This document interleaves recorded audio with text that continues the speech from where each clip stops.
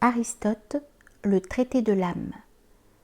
Les sensations et leur fonctionnement. D'une façon générale, pour toute sensation, il faut comprendre que le sens est le réceptacle des formes sensibles sans la matière, comme la cire reçoit l'empreinte de l'anneau sans le fer ni l'or, et reçoit le sceau d'or ou d'airain, mais non en tant que corps ou airain. Il en est de même pour le sens.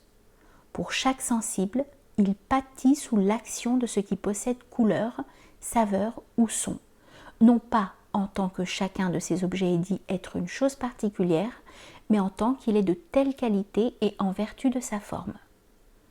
L'organe sensoriel premier est celui dans lequel réside une puissance de cette nature.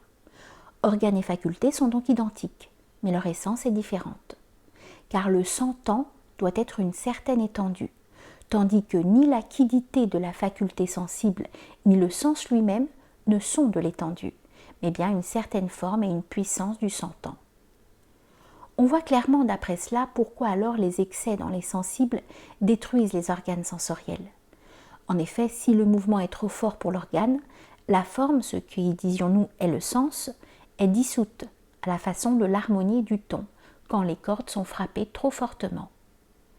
Cela explique aussi pourquoi les plantes n'ont pas la sensation, bien qu'elles aient une des parties de l'âme et qu'elles pâtissent en quelques degrés sous l'action des tangibles, et en effet elles peuvent devenir par exemple froides ou chaudes. La cause en est qu'elles n'ont pas de médium, ni de principe capable de recevoir les formes des sensibles sans leur matière. Au contraire, quand elles pâtissent, elles reçoivent également la matière. On pourrait se demander enfin si une chose incapable de percevoir l'odeur peut subir une certaine passion sous l'action de l'odeur, ou si une chose incapable de voir peut pâtir sous l'action de la couleur, et de même pour les autres sens. Mais si l'objet de l'odorat est l'odeur, l'effet que produit l'odeur, si elle doit en produire un, est seulement l'olfaction.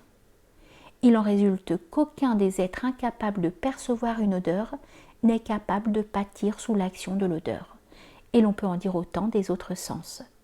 Et que même pour les êtres capables de sentir, aucun d'eux ne pâtit que dans la mesure où chacun est lui-même capable de percevoir. Et cela est encore évident de la façon suivante.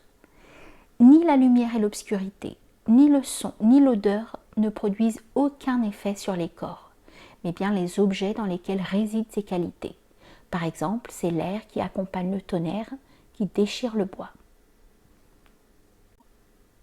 Pourtant, dira-t-on, les tangibles et les saveurs agissent sinon en effet sous l'action de quels facteurs les êtres animés pâtiraient-ils et seraient-ils altérés? Dirons-nous donc que les autres sensibles agissent aussi?